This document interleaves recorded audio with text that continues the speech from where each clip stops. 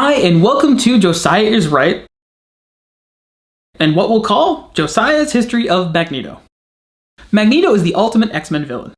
He's also the first one. Appearing in X-Men number 1, Magneto was created by Stan Lee and Jack Kirby, cover dated September 1963. That Magneto tried to launch some missiles, and when a team of teenagers beat him, he soon formed his own team, the Brotherhood of Evil Mutants. That name really says it all, as Magneto was little more than a cackling supervillain. Maybe not cackling, but certainly a more typical and less layered villain. Magneto eventually became the greatest villain in comic book history when Chris Claremont took over the floundering book, which had been reprinting earlier issues of itself. Claremont set out to make Magneto not just a villain, but a man so driven by his goal that he would do anything to accomplish it. He was really trying to make him Shakespearean.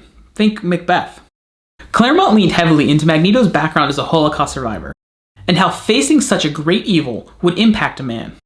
With that, he took inspiration from former Israeli Prime Minister Menachem Begin, who started as a militant extremist and became a Nobel Peace Prize winner in 1979. Claremont slowly dove into Magneto's character and exposed the depth of that character, including a deep dive into his backstory and examined what made him turn to the dark side in the first place. With that, a slow turn the other direction also began. So much so that Magneto became a good guy and took over the tutelage of the New Mutants. Claremont had actually planned that by issue 300, Professor X would be dead and Magneto would complete his turn and become the leader of the X-Men, not just the Junior Rangers, opening the door for a new, more extreme villain. It was the early 90s after all. A few key stories along that journey include Uncanny X-Men 150, where Magneto, about to kill the young, vulnerable Kitty Pryde, realized that she, like him, is Jewish, just as he remembers his own daughter and his past as a Holocaust survivor.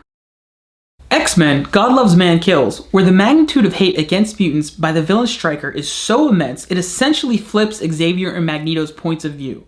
It's also key in depicting Magneto teaming with the X-Men, although I'm not sure if it's considered canon or not. Regardless, watch my full video on it. But before that, go read it. Another is Uncanny X-Men 200, The Trial of Magneto.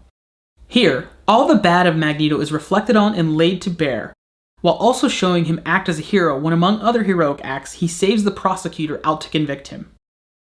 Finally, the most personal for me is New Mutants number 35. Here, Magneto becomes the leader of the New Mutants, taking over as headmaster. So it was pretty shocking for me to see a character I knew as a bad guy leading the good guys. Thus, the greatest character turn this side of Jaime Lannister was complete. Until it wasn't.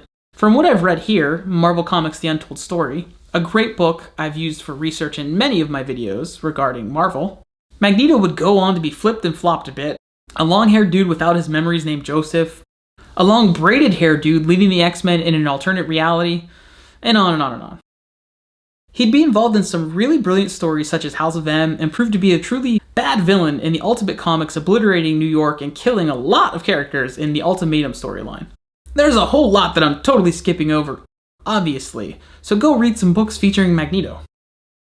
Magneto's made more than a few appearances in other media, from the brilliance of X-Men the Animated Series to Ian McKellen and Michael Fassbender's take on one character. He is largely now Claremont's Magneto.